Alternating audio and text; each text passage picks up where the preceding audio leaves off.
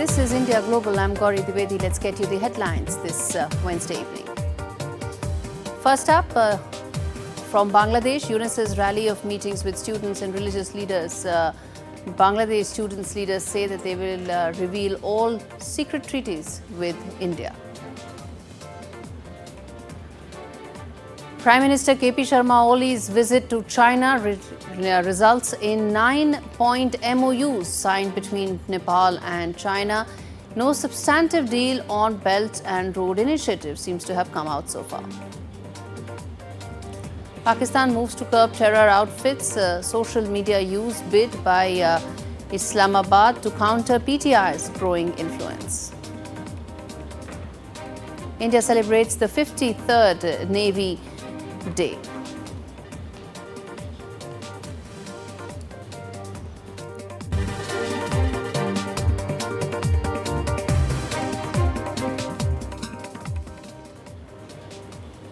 All right, let's get you the first story that we're tracking, which is, of course, coming in from Bangladesh, where the interim government's chief advisor, Muhammad Yunus, is now busy hosting student movement leaders and religious figures at his official Jamuna guest house in Dhaka.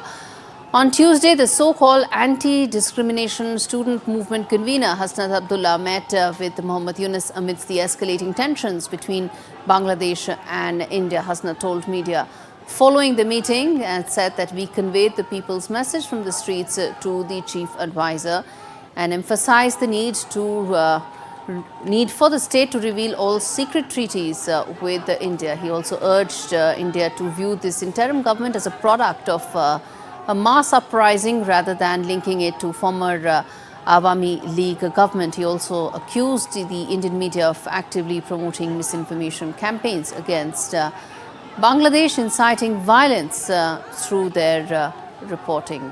Let's get in a prominent voice on the latest that's unfolding and taking off in Bangladesh. Shafqat Alam joins me. He is, in fact, the secretary to the advisor of the present government, advisor to the Yunus government and to Muhammad Yunus. Mr. Alam, let me start by asking you that as things are unfolding in Bangladesh, would you not want the situation to become less volatile than what it is right now, even though months have passed right now, but law and order continues to remain a concern? And the question I want to ask you is, what exactly is it that you are doing, your government is doing about this? I think this situation is stable and very much normal here. I don't know what news you are getting in India, but we can see that situation is quite stable here.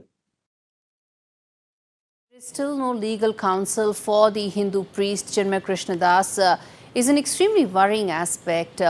Why is the state not providing a lawyer to Chinmay Krishna Das?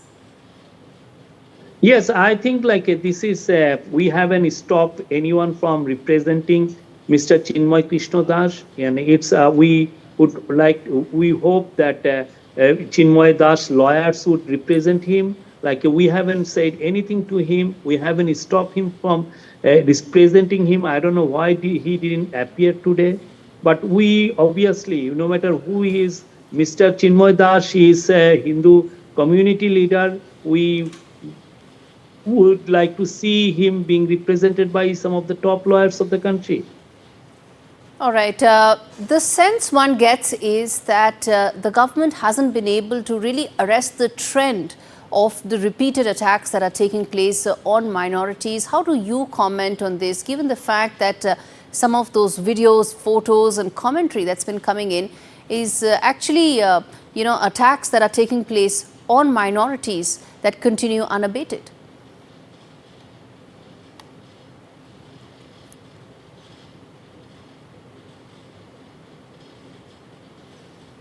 I don't think whatever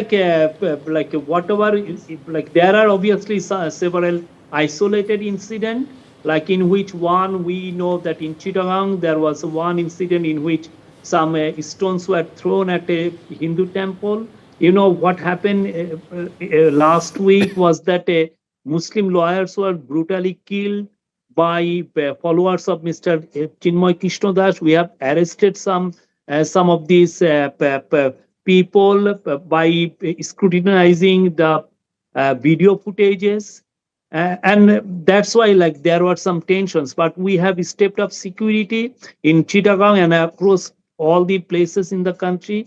We have stepped up security in all the ISKCON temples. So situation is now, and also the political parties, Professor Yunus himself and the religious communities, they have appealed for calm and people responded positively.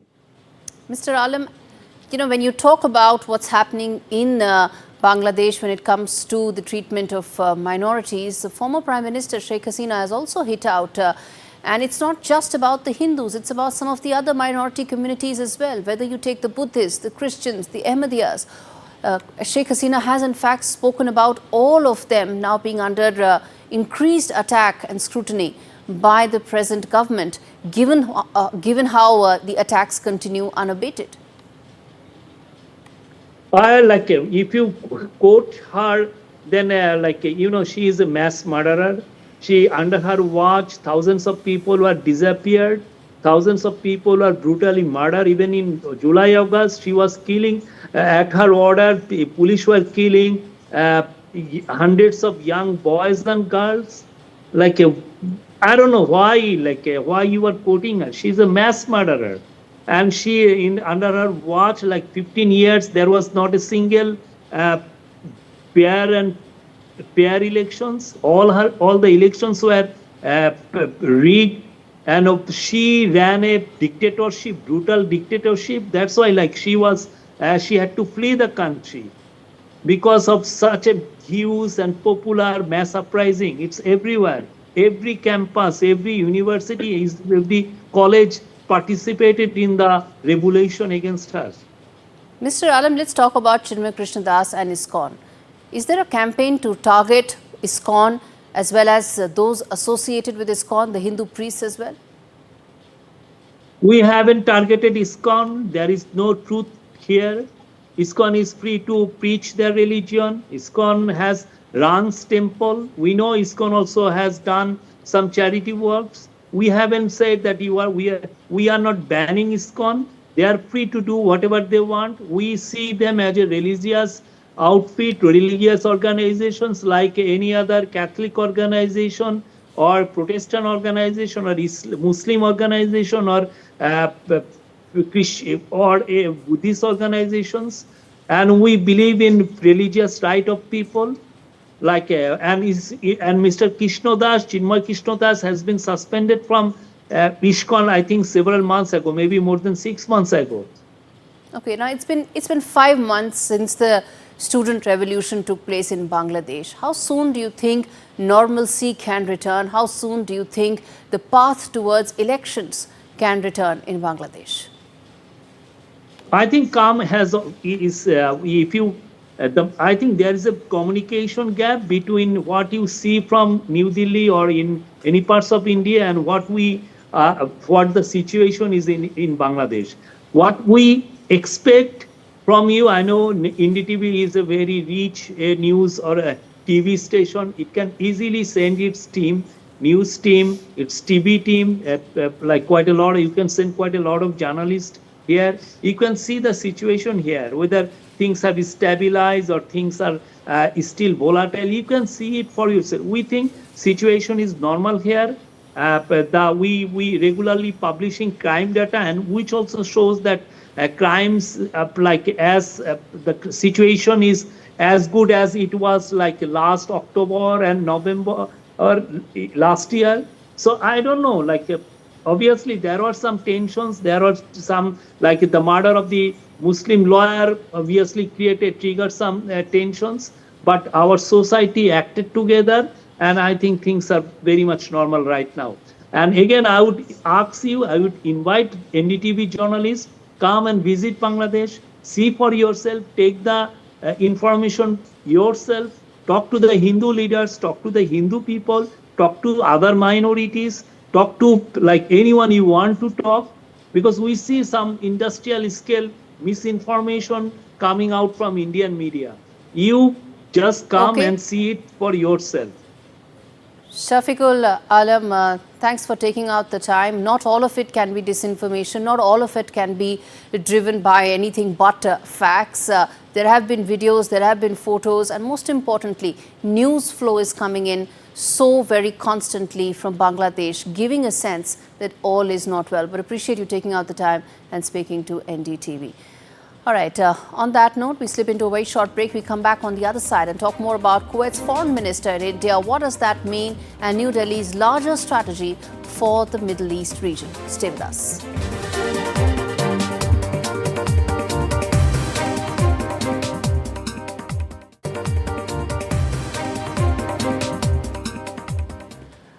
All right, shifting focus to the latest that's coming in from news coming in India, where Kuwait's foreign minister Abdullah Ali Al Yahya is scheduled to meet the Prime Minister today. And in fact, he is in the national capital as part of his ongoing 3-day visit to India.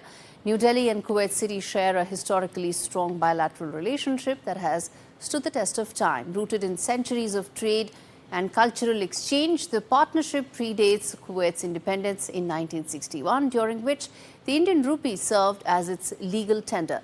The trip is preceded by Indian Foreign Minister, that is Dr. Jaishankar's visit to Kuwait in August earlier. And during Dr. Jaishankar's visit, the countries dwelled on various facets of their bilateral partnership, whether it is political, trade, investment, energy, security, consular as well as cultural matters, and of course people-to-people ties. India's West Asia push has been very evident under Modi 3.0, and what really lies ahead in terms of the larger GCC push that this could really fit in for India going forward. Okay, shifting focus now to the other big story that we are tracking. Nepal's Prime Minister KP Sharma Oli and Chinese President Xi Jinping have met in Beijing and signed a 9-point memorandum of understanding to enhance bilateral cooperation across various sectors. The signing took place on Tuesday during KP Sharma Oli's ongoing 4-day visit to China. The agreement covers 8 key areas of cooperation. Kathmandu has also expressed interest in a no-loan pact concerning the projects under China's BRI, signaling mutual understanding between the two countries. But there's no substantive BRI reference in the agreement. It is a fact that brings to the fore Nepal's internal political struggle when it comes to BRI. Oli has been facing the prospect of a major political crisis given the fact that his largest coalition partner, that is Nepali Congress, is very vocal against taking any Chinese loans. In fact, Nepali Congress is very clear that only grants will be taken, no loans will be taken from China. And the reason for that is how some of the other Chinese projects have turned out, and of course, what has happened in Sri Lanka 2 years back. The Nepali delegation is set to return on the 5th of December and remains to be seen that what will be next in terms of Nepal-China relationship and the impact this could have on India as well. All right, Ajay Bhadrakan joins me to really talk more about what this means. He's a senior journalist, a research director for Center for Social Innovation and Foreign Policy. Ajay, I appreciate you joining us live from Kathmandu. The fact is that there's a lot of back and forth between Nepal and China.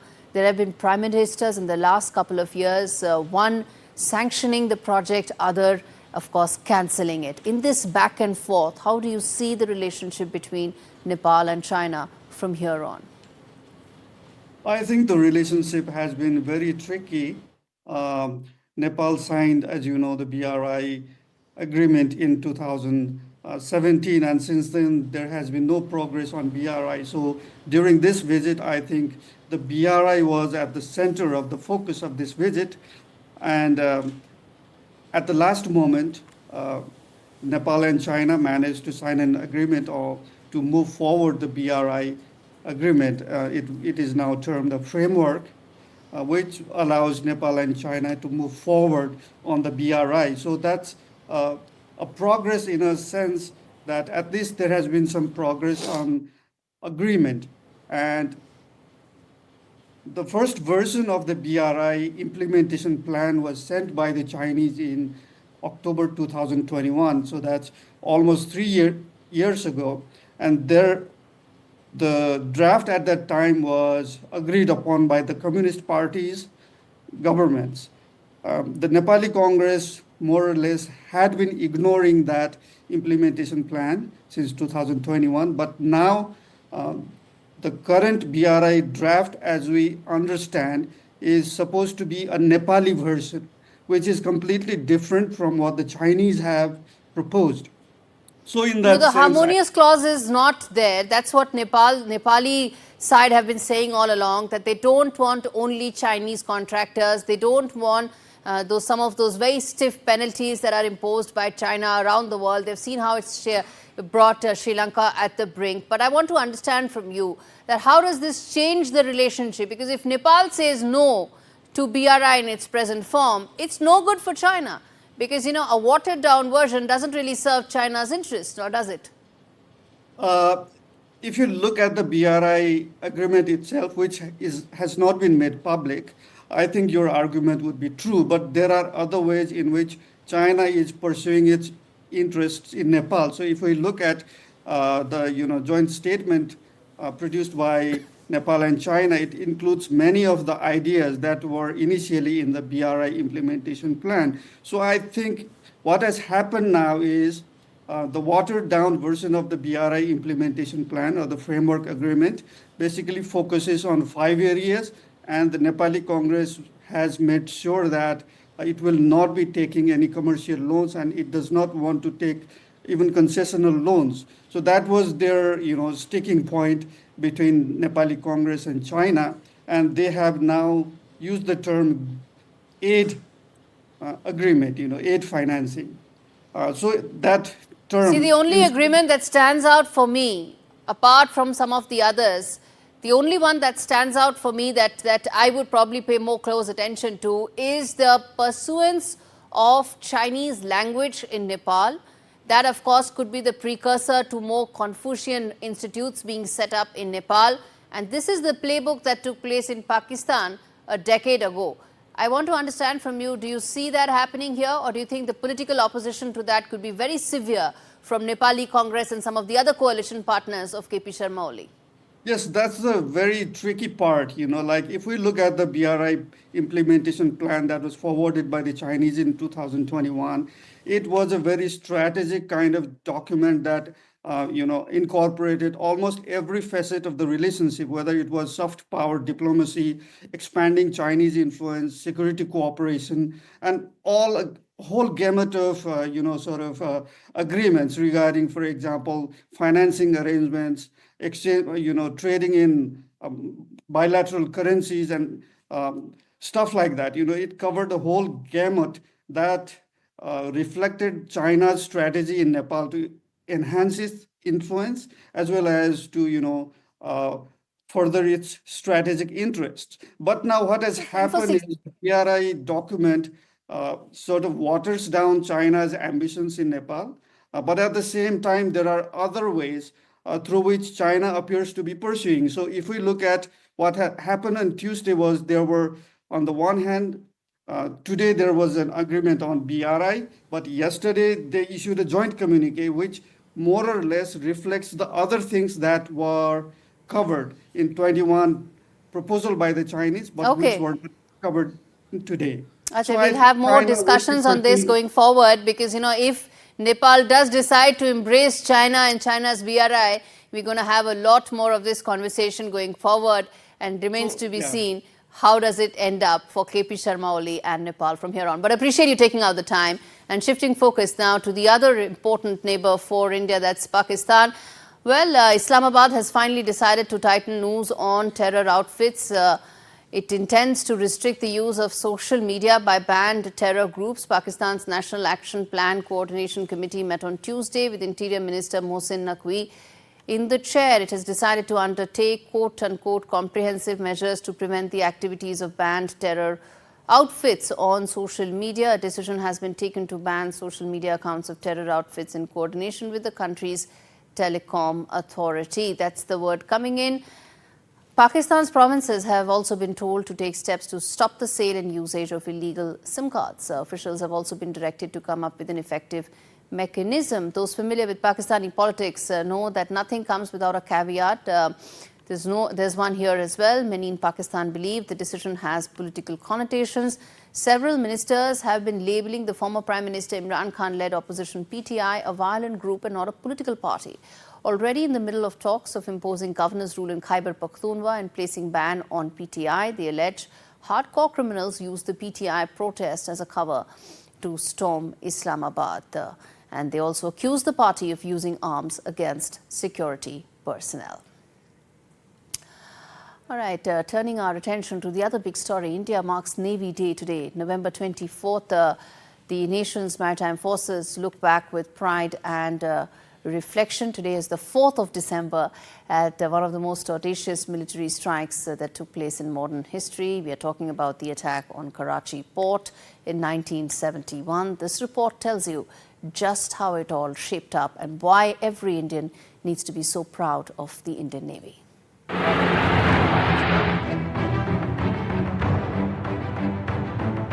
It was December 4th, 1971, when the Indian Navy executed a bold and decisive attack on Pakistan's key naval base at Karachi. The operation, known as Trident, aimed to cripple the Pakistani Navy and disrupt vital shipping routes. Under the cover of night, 5 Indian submarines and missile boats infiltrated the heavily fortified waters of Karachi, a daring move that would alter the course of the conflict. The surprise strike led to the sinking of Pakistani destroyer PNS Khyber. Not only this, the damage to crucial oil storage facilities left Karachi's port in flames.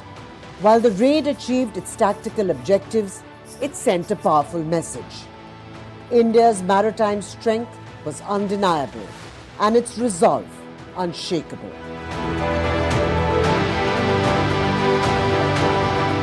Today, the Indian Navy stands stronger than ever, continuing to uphold the legacy of courage and innovation that was so vividly displayed in the waters of Karachi in 1971.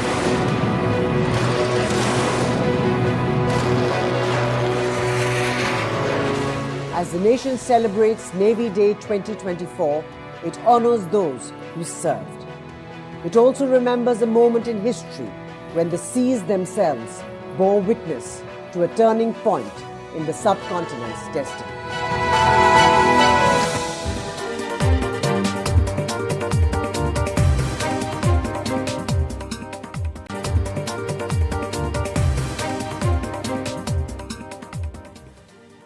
This is India Global. I'm Gaurie Dwivedi. Let's get you the other big stories that we are tracking right now. The latest countdown to Trump 2.0 in another dramatic turn of events in the Trump 2.0 administration. Well, the outspoken Fox News host and staunch Trump ally Pete Hegseth is now making headlines for all the wrong reasons. President-elect Donald Trump is considering Florida Governor Ron DeSantis as a possible replacement for Pete Hegseth, his pick to run the Pentagon. This comes just days after Florida Congressman Matt Gaetz made a similar announcement, shaking the foundations of the pro-Trump camp. Gaetz withdrew from consideration after being nominated to be Donald Trump's Attorney General amidst a sex scandal. Hegseth's candidature has landed in controversy. This amidst increasing disquiet among some GOP senators about allegations concerning his treatment of women, drinking and capacity to run the U.S. military behemoth. But these are not the only dominoes to fall. Trump's pick to lead the Drug Enforcement Administration has also abruptly withdrawn his name from consideration days after being chosen. That is Chad Chronister. He posted on X that he made the decision as the gravity of this very important responsibility set in. He didn't cite a very specific reason why he's chosen to withdraw, other than concluding that he wants to continue in his present role. Now, with these apparent retreats, the question is, will others follow? All right, let's get in David Johnston to get a perspective on how this really is adding up for Trump 2.0. Thank you so much, Mr. Johnston, for taking out the time. Professor of Public Policy, Rochester Institute of Technology. The fact is that as things are looking right now, this could be the third key appointment that may have to be rethought of by President-elect Donald Trump. It doesn't augur well for his administration, does it? It certainly does not, Gaurie. Donald Trump always brags, I pick the best people, I get the best people, and then he comes up with candidates like these. 6 Republican senators have indicated to various journalists that they will not vote to confirm. And you only need 1 senator on the committee that oversees this appointment to decline to support Hegseth, and he's out. And given that there's more likely coming about his conduct, being drunk, assaulting women, and remarks that he's made, I think it's highly unlikely that Hegseth will become Secretary of Defense, a job for which he has no qualifications. Professor Johnston, now explain to us that, when one is, of course, the set of announcements that have been made by President-elect, then there is the entire process that has to go through, right? Why is it that people are choosing to withdraw their candidature instead of going through the process? Explain to our viewers the whole process as far as Senate appointments are concerned. What is it that they are now foreseeing, which is the reason why they are opting out of the race? Gaurie, one of the principles in the American Constitution is that principal officers of the United States government, military officers, and federal judges must be approved by the Senate, the upper chamber of Congress. And it only requires a majority vote, but if you can't get a majority of the 100 senators to vote for you, you do not get the appointment. Now, traditionally, if problems arose, for example, a very popular Senator, John Tower from Texas, back in 1989, was nominated to be Defense Secretary. He was very qualified for that job, but he had numerous incidents of public drunkenness, and he was rejected as a result of that. And typically, once you know there are not enough votes for you to go through, you withdraw so that the president may propose a new candidate for that position. Right. And lastly, the fact that there have been 3 in your assessment, do you think there could be more, or this could pretty much be capping this, some of the controversial appointments or the announcements at least that have been made by the president-elect so far? Well, these were all cabinet positions, people who run the agencies at the direction of the president. I think the remaining cabinet positions that have been announced will go through. However, it's almost certain that there will be people in sub-cabinet positions running smaller agencies who will run into similar issues about their conduct, about their backgrounds. Donald Trump had planned to do these appointments without having the FBI do background checks. He's now been persuaded that at least for some of the positions, notably the Justice Department, which includes the FBI, that he will have FBI background checks so that he's not blindsided by things like the accusations of sexual assault and drunkenness involving Pete Hegseth. Indeed. And which brings me to ask that how soon could all of this actually get over? Because, the one thing that President-elect has said again and again is he wants to start and, hit the ball running, so to say, from day one. How long will his entire cabinet appointments and everything take for him to actually get the job done, or at least get going on it? Well, he's not president until January 20th, so all of this is after that. I'm asking after that, yeah. Right. Typically, it takes several months for this process, but if Senate Republicans who have a 53-seat majority want to, they can very quickly move these nominations through and get them approved. But you should expect that the last cabinet appointee probably won't be confirmed and sworn into office until sometime in April. Okay, so this could take some time, and hopefully by then there will not be any more unlikely truths coming out of the closet till then. Hopefully, yes. Yes, hopefully. Thank you so much, Professor Johnston, for speaking to me. and really decoding how things are unraveling right now for President-elect Donald Trump. Shifting focus, a landmark decision looms as the U.S. Supreme Court prepares to rule on a contentious case that could reshape the future of transgender rights for minors across the country. At the heart of the case, is whether states can enforce bans on gender affirming treatments for teenagers, including hormones and surgeries, which many argue are critical for the mental health and well-being of trans youth. The ruling comes amidst a growing national debate, with conservative lawmakers pushing for tighter restrictions and advocacy groups warning of devastating consequences for transgender teens. The stakes couldn't be higher, and the outcome will not only impact the lives of thousands of adolescents, but could also set a precedent for future legal battles for LGBTQ+ rights. With public opinion sharply divided, all eyes are on the court. Will it uphold state bans, or will it protect the rights of transgender youth in the face of escalating political pressure?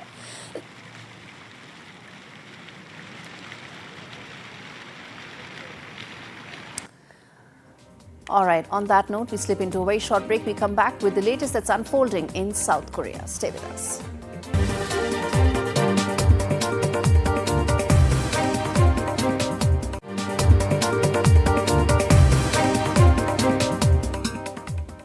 Welcome back. This is India Global. Let's now get you the other big international story that's unfolding the last 24 hours, which is what's happening in South Korea. In a stunning political crisis, South Korean President Yoon is now facing an impending impeachment vote after his defense minister offered to resign amidst mounting public outrage. The announcement follows a series of missteps surrounding national security and military readiness that have fueled growing calls for accountability. The defense minister's resignation offer is seen as a desperate move to quell rising tensions after a botched defense strategy to impose martial law on Tuesday exposed the vulnerabilities in the country's response to recent threats from North Korea. Opposition leaders have seized on the scandal, demanding Yoon's removal from office, accusing him of failing to protect the nation and mismanaging military resources. As lawmakers participate in the impeachment vote, South Korea stands at a pivotal moment in its history. Will Yoon be able to weather the storm? Is his presidency now on the brink of collapse? What happens in this political volatility is really set to reshape Seoul's political landscape going forward. All right, let's get in Bill joining us live from Seoul. He's Bureau Chief of Voice of America, to give us a sense of how things are unfolding. Appreciate you taking out the time, Bill, to really talk to us about how things are unfolding on ground. It's an unprecedented political situation there. Tell us what's the situation right now. Well, tonight we've seen pretty large crowds gather at many points throughout the city here in Seoul. However, those crowds, I think, are really only getting started. This has only been going on for 24 hours. About 24 hours ago, from right now, Yoon Suk-yeol declared martial law, really plunging this country into sort of a prolonged, I think, period of uncertainty. The protests are expected to grow, particularly at the weekends. That was the pattern whenever Park Geun-hye, the previous conservative South Korean president, saw mass protests against her. That eventually resulted in her impeachment. As you mentioned, opposition forces have begun the impeachment process. It's not clear whether they have the votes to see that through, but they only need about 9 members of the ruling party to defect. That doesn't seem like it will be so hard to do. And then they would have to get approval from the Constitutional Court, which would uphold that impeachment. If that happens, then we're looking at a completely different South Korea, politically speaking. And what are the chances of that actually happening, and what could happen next after, if it all the impeachment goes through? What happens next? Tell us, because this is there's a lot of political uncertainty in the country right now. Yeah, I mean, it seems right now that many analysts feel that Yoon Suk-yeol will not survive this. I think we're very early on. He's very likely to dig in. This is a man who sort of has a reputation for not necessarily listening to all of the advisors and sort of the best advice around him, to be quite blunt. That's sort of what explains, I think, this sort of confusing move in which he declared martial law, in which he was certain to lose. I mean, we don't really understand what the political calculations even were here. He blames sort of anti-state North Korean forces. That's a long-time political attack in South Korea. But it seems perhaps he took these threats seriously and was actually acting on them. If that's the case, then he actually sees this as an existential threat. I think many expect him to sort of dig in. However, again, there's only 9 members of his party which need to defect. In fact, 18 defected last night when they chose to end martial law. So this seems, pretty certain that they will get those votes. The other question then is whether the Constitutional Court will uphold this and say that Yoon Suk-yeol did commit sort of a crime here in declaring martial law. And that is a bit uncertain because the court is seen as leaning towards the conservative side of the aisle. All right, Pilkalo joining us live from Seoul to really give us how things are unfolding right now. Appreciate you taking out the time speaking to me on India Global. Let's get in another voice on to really understand what is happening in Seoul and the larger impact of that. Dr. Rahul Raj, Assistant Professor, Center for Korean Studies at JNU, joins me on this. Dr. Raj, how do you see things panning out right now? My colleague, and in fact, Bill was pointing out right now that the president may actually dig in, and that could mean prolonged uncertainty in South Korea going forward. Good to be here. Actually, yesterday's Yoon's declaration of this martial law was really unprecedented, and it's a legal overreach and miscalculation. Actually, the last martial law was almost in 1980. So, and most of the martial law took place in the military dictatorship. So, since 1987, Korea is a democratic country, free, fair election, and this is very much unprecedented. And a lot of things are there. Today, the opposition parties have presented the bill for the impeachment.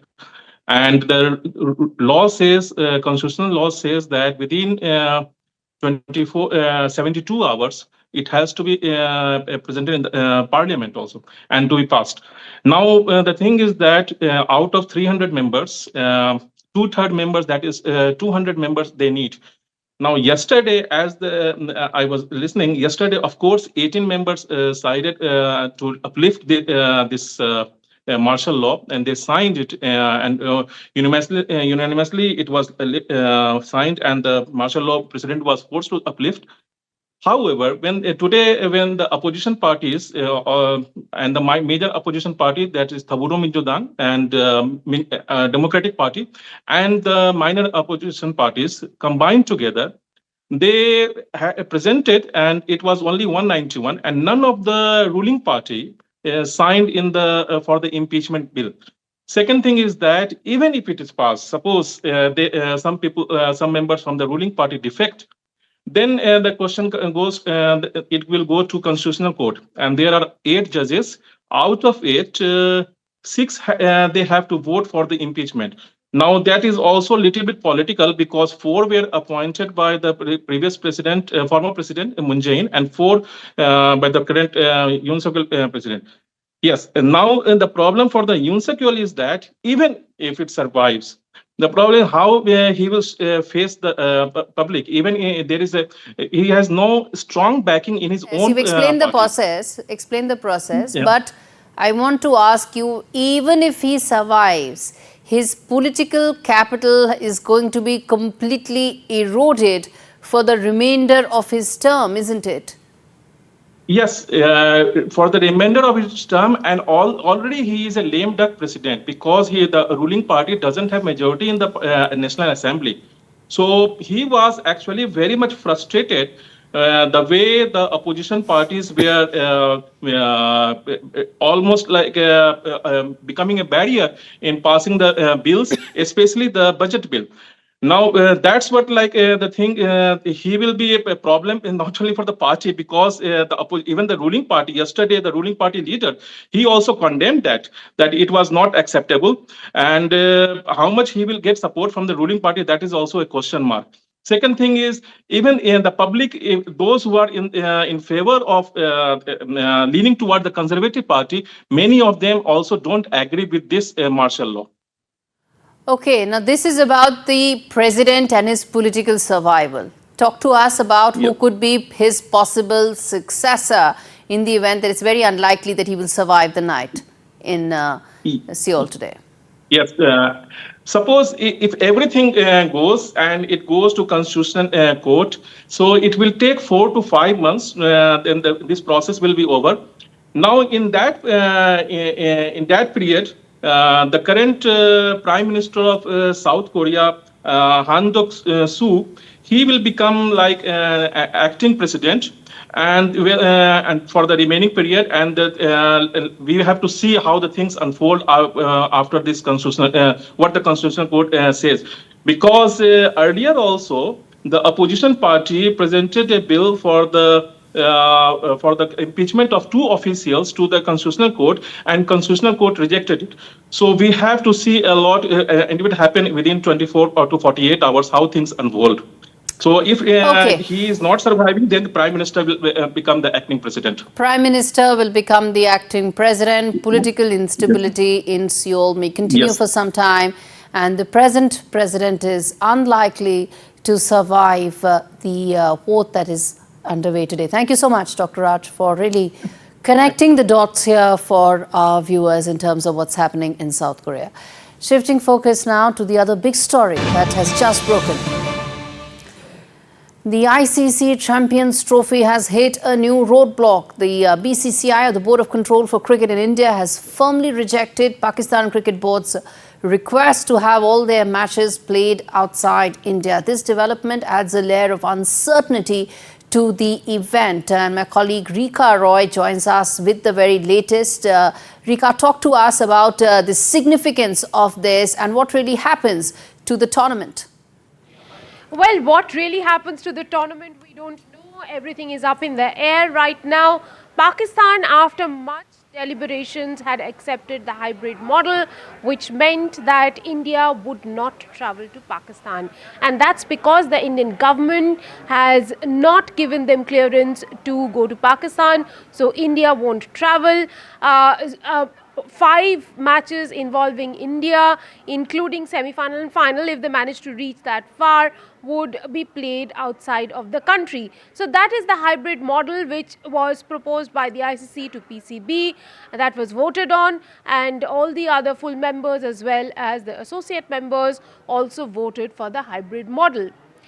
Now, what has happened is that Pakistan said, okay, we are accepting the hybrid model, but that should also be true to India, which means that if India stages an ICC event from now on, they are not going to send a team to India.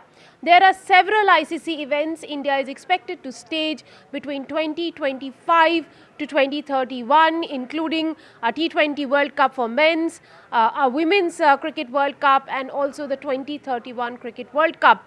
So those might be at stake, but what is at a bigger stake right now is the tournament itself and Pakistan's status as hosts. If Pakistan loses the tournament, then they will lose $65 million, and that will essentially be out of the gate sales, the sponsorships, all the other revenue from broadcasts and the various other verticals through which they get revenue.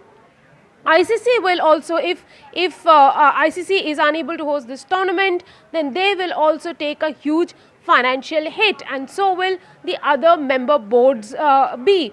At the moment, because the scheduling has been delayed, the broadcasters will perhaps get on the negotiating table and seek for lesser or a negotiated sum to be given out to ICC for the Champions Trophy. So lot is up in the air right now. There is an ICC general body meeting that is expected to happen between today and tomorrow, chaired by the new chair of ICC, Jay Shah. They are going to try and troubleshoot. There are various other options also which are moving the tournament altogether out of the country, or having few matches outside of the country. So we'll really have to wait and see which is the formula that finally allows the Champions Trophy to go on and is acceptable by both countries, India and Pakistan. And indeed, Rika, the offer that really came out, or the counter offer that really came from the Pakistan Cricket Board is really a deal breaker, isn't it? Because, you know, that just means that the uncertainty may prolong and possibly other avenues and other alternatives would have to be looked at. In your assessment, you've been working up the phones. How soon could there be some sort of a, deal that could come in and an arrangement that could be palatable to all parties? See, if the Champions Trophy has to be staged in this cycle, which is in February, March, they pretty much have to come up with a solution between tonight and tomorrow. Because any further delay, the broadcasters might say that we are not interested to host your tournament, to have your tournament broadcast on our platform, because we are not getting a long enough window to advertise the tournament and hence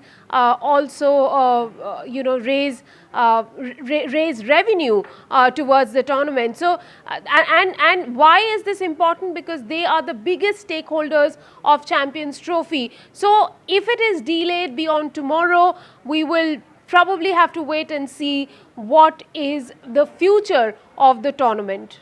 All right, Rika, I appreciate you taking out the time and really telling us. And I believe it's going to be a long night for you, working up the phones to try and find out whether or not the Champions Trophy takes place on time. And more importantly, where exactly would you be traveling to cover that tournament? Appreciate you taking out the time. All right, on that note, it's a wrap on this edition of India Global. Thanks so much for watching.